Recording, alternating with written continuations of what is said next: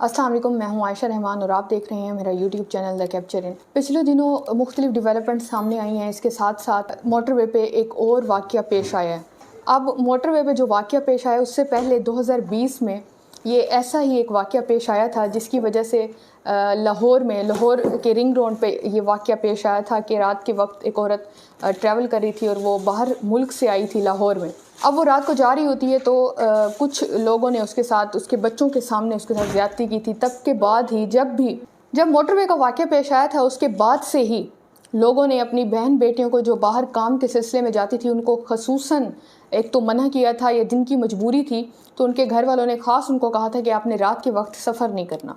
उसके बाद फिर वो मुल्ज़िम आबिद पकड़ा गया और अब तक उसको डेथ सेंटेंस तो हो चुकी है, लेकिन अभी भी वो केस जो है वो इल्तवा का शिकार है और अपील में है वो सारा केसेस। अब एक और इसी से ही मिलता जुलता वाक़या एक पेश आया।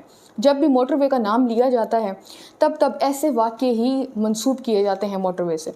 अब हुआ कुछ इस तरह से है कि ये खातून जो है, इस कहानी को आप सुने, आगे चल के मैं इसका ड्रॉप सीन आपको बताती हूँ और इसमें मज़ीद तहकीकात भी होनी है। अब हुआ कुछ इस तरह से है कि मोटरवे में ये खातून जो है वो सफ़र कर रही होती हैं और वो बताती हैं कि मैं एक रास्ते में रुकी, मतलब कि मोटरवे से जैसे ही वो उतरी तो अब वो अपनी रिक्शे वगैरह के इंतज़ार में थी जाने के लिए।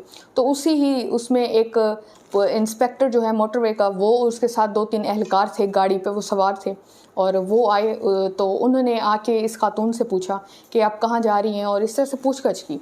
तो इस खातून ने बताया कि मैं रिक्शे के इंतज़ार में ठहरी हूँ। अब वो बताती है कि मैंने पुलिस वालों को देखा तो मैंने एतमाद कर लिया।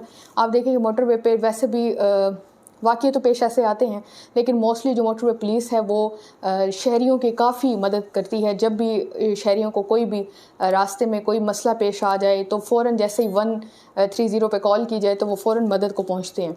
अब ये खातून कहती है कि मैंने भी सोचा कि पुलिस वाले हैं और इन पे वाक़ई एतबार होता भी है हर इंसान को पुलिस पे। अब इन्होंने कहा कि आप हमारे साथ बैठ जाएं, हम आपको आगे चल के छोड़ देंगे। अब जैसे ये खातून इनके साथ सवार होती हैं तो ये इनको लेके कहीं चले जाते हैं, मोटरवे की तरफ ही जाते हैं ये। अब खातून जो है वो बताती है कि मेरे साथ इन्होंने ज़्यादती की और उसके बाद जब मैं वहाँ से भागने में कामयाब हुई तो हॉस्पिटल, ये कहती है मैं हॉस्पिटल पहुंची अपना मेडिकल करवाने के लिए, लेकिन मेरी वहाँ के अमले ने मेडिकल नहीं किया। अब दूसरी यहाँ पे खातून ने बात की, उसके बाद से इसमें एक तज़ाद सामने आ रहा है कि ये कैसे हो सकता है कि आपका मेडिकल नहीं हुआ और आपकी FIR दर्ज हो गई। ये खातून कहती है कि मेरी FIR दर्ज हो गई। ये खातून कहती है कि मेरी FIR तो दर्ज आसानी से हो गई उस इंस्पेक्टर के ख़िलाफ़, लेकिन मेरा मेडिकल नहीं हो सका। तो आप खुद सोचें इन दो चीज़ों में कैसे तज़ाद हो सकता है कि FIR दर्ज हो जाती है लेकिन मेडिकल नहीं होता। अब मज़ीद जब इस बारे में तफ्तीश हुई, 164 के बयान जब अदालत में देने थे इस खातून ने और वो दिए जाने थे, जब ये पेश हुई वहाँ पे जाके इसने कह दिया कि मेरे साथ ऐसा कोई भी वाक़या पेश ही नहीं आया, मेरे साथ कोई ज़्यादती नहीं हुई। और ये भी बताया जा रहा है कि मेडिकल भी शायद इस वजह से ही नहीं करवाया गया। और दूसरा ये कि ये बताया जा रहा है कि ये खातून जो हैं ये इंस्पेक्टर के ख़िलाफ़ कुछ लोग थे, इनकी दुश्मनी थी और जिसकी वजह से इस खातून को इन लोगों ने प्लांट किया इस सारे सिनेरियो में और इल्ज़ाम लगवाया उस इंस्पेक्टर के ख़िलाफ़। उसके बाद जब अदालत में इस खातून को पेश किया जाना था वहाँ पे आके इन्होंने इस खातून ने साफ कह दिया कि मेरे साथ कोई भी ऐसा वाक़या पेश आया ही नहीं है।